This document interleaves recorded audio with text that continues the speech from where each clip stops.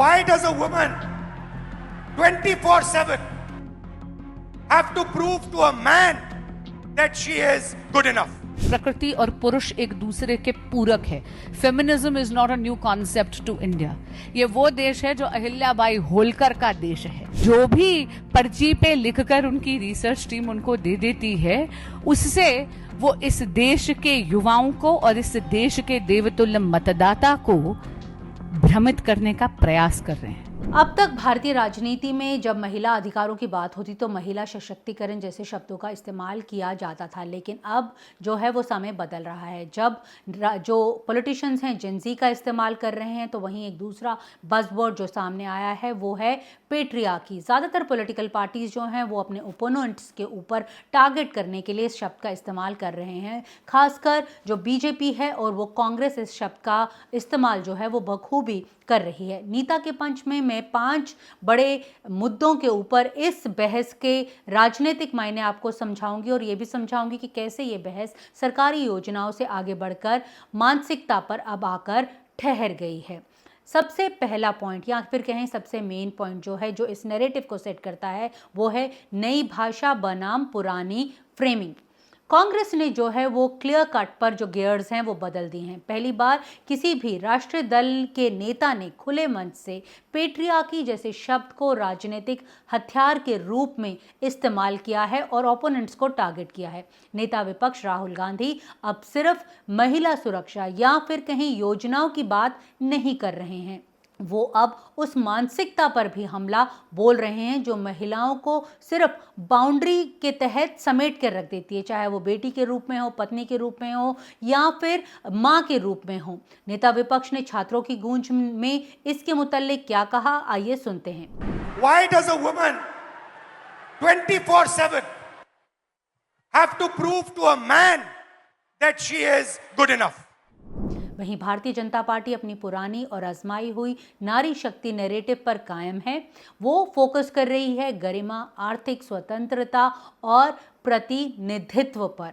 आज उनकी नेता बांसुरी स्वराज ने दिल्ली में एक प्रेस कॉन्फ्रेंस की और राहुल गांधी को टारगेट किया. तो आइए सुनते हैं कि उन्होंने क्या कहा. प्रकृति और पुरुष एक दूसरे के पूरक है. Feminism is not a new concept to India.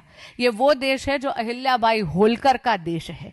Ahilyabai Holkar एक ऐसी शासक थी जिन्होंने आपको नारी सशक्तिकरण का मानवीय रूप चरितार्थ कर कर दिखाया है.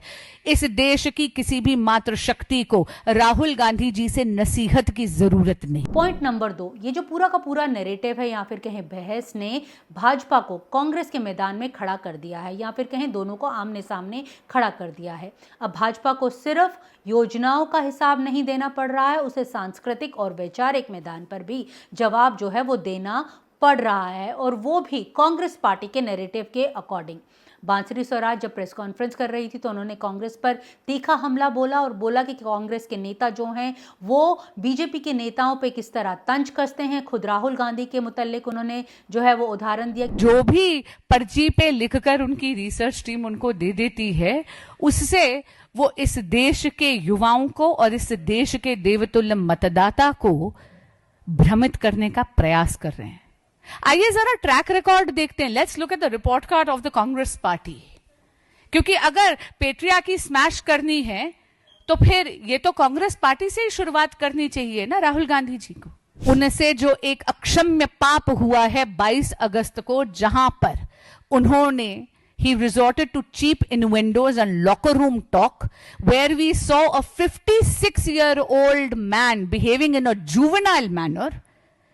एक ऐसे तरीके से बिहेव कर रहे थे जो कि इस देश के नेता प्रतिपक्ष को शोभा नहीं देता है. उस पर आवरण डालने के लिए अब वो इस मुद्दे में कूद रहे हैं. बांसुरी स्वराज ने पार्टी के अंदर प्रतिनिधित्व के ऊपर भी भाजपा की जो नई टीम है, राष्ट्रीय टीम है, उसका हवाला उन्होंने दिया जिसमें 12 महिलाएं पदाधिकारी हैं. वहीं कांग्रेस को टारगेट किया कि किस तरह से कर्नाटका के कैबिनेट में 0 महिलाओं के कारण जो उन्हें कोई रिप्रेजेंटेशन नहीं दिया गया है, तो उन्होंने कांग्रेस को सीधा सीधा टारगेट किया. हालांकि जमीनी स्तर पर अगर हम देखें तो दोनों पार्टियां मैदान में महिलाओं को सिर्फ 13 से 16% ही टिकट अभी भी देती रही हैं। तीसरा पॉइंट, जो ये पूरा नैरेटिव है वो एक तीखा राजनीतिक कॉन्ट्रास्ट और खड़ा करता है और खास ऑडियंस को टारगेट करता है।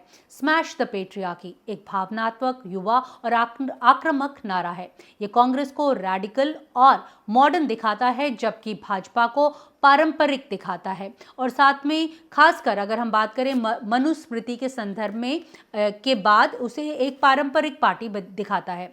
और राजनीति में साफ कॉन्ट्रास्ट हमेशा ओवरलैपिंग योजनाओं से बेहतर माना जाता है, ये पॉलिटिकल पंडित्स का कहना है। ये नारा खासतौर पर युवा, शहरी, शिक्षित महिलाएं और जो पहली बार वोट करने वाले वोटर्स हैं उन्हें टारगेट करता है। ये वही वर्ग है जो सोशल मीडिया हो या फिर जो कॉलेज के कैंपसेस हों, स्कूल के कैंपसेस हों, वहाँ पर सबसे ज़्यादा सक्रिय है। तो ये क्लियर कट एडवांटेज जो है वो कांग्रेस है।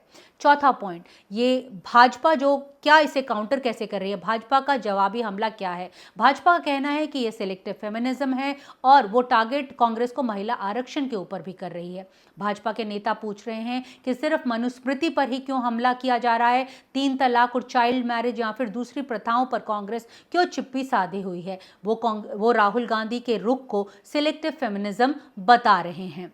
और हालांकि जो कांग्रेस पार्टी है वो कहती है कि जो लड़ाई है ये पेट्रियार्की के खिलाफ है, किसी धर्म के खिलाफ नहीं है। ये उनका ये नैरेटिव है, तो ये नैरेटिव की लड़ाई भी बन गई है। जहां तक महिला आरक्षण बिल का सवाल है, भाजपा का कहना है कि कांग्रेस ने परिसीमन से इस मुद्दे को जोड़कर 33% आरक्षण को जो तेज करने वाला बिल बीजेपी लेकर आने वाली थी उसे रोक दिया है। वहीं कांग्रेस का जो काउंटर आर्ग्यूमेंट है, उनका कहना है कि महिला आरक्षण बिल जो है वो पारित किया जा चुका है पार्लियामेंट द्वारा। 543 सीटों पर 33% आरक्षण लागू किया जा सकता है।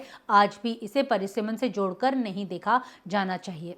वैसे ये बात साफ है कि दोनों पक्ष जो हैं एक दूसरे के ऊपर आरोप लगा रहे हैं और महिलाओं के ऊपर जो है राजनीति कर रहे हैं। जो 5th पॉइंट है वो सबसे अहम पॉइंट है और मेन पॉइंट है, योजनाएं बनाम मानसिकता, क्योंकि ये पूरा नैरेटिव सेट करता है। भाजपा जो लखपति दीदी पे फोकस कर रही है, मुद्रा लोन पर, शौचालय पर, एलपीजी पर, संवैधानिक आरक्षण का हवाला देती रही है अपने नैरेटिव सेट करने के लिए और तर्क देती रही है कि डिलीवरी जो है नारों से ज़्यादा मायने रखती है। वहीं कांग्रेस जो है वो काउंटर आर्ग्यूमेंट देती है। उनका ये कहना है कि बिना पेट्रियार्की खत्म किए हुए, ये मानसिकता को खत्म किए हुए या तोड़े जो योजनाएं हैं महिलाओं को असली फ़ायदा नहीं दे सकती, असली आज़ादी जो है वो महिलाओं को नहीं दी जा सकती। तो क्लियर कट है कि आने वाले दिनों में ये नैरेटिव काफ़ी जो है वो सुना जाएगा। और ये भी साफ है कि अब सिर्फ आरक्षण या फिर कहीं कल्याणकारी योजनाओं की बहस ये मुद्दा नहीं रह गया है, ये एक गहरी राजनीतिक लड़ाई भी जो है वो बन चुका है। कैसे बन चुका है? ये लड़ाई है सत्ता बनाम स्वायत्तता की, संख्या बनाम विचारधारा की। दोनों पार्टियां क्योंकि अब एक ही वोटर को बस में करने के लिए लड़ रही हैं, अपने काबू में करने के लिए लड़ रही हैं, भारत की महिला मतदाता के लिए। अब सबसे बड़ा सवाल यही है कि ये महिलाएं किस पर ज़्यादा भरोसा करेंगी। नई दिल्ली से नीता शर्मा, जनसत्ता के लिए।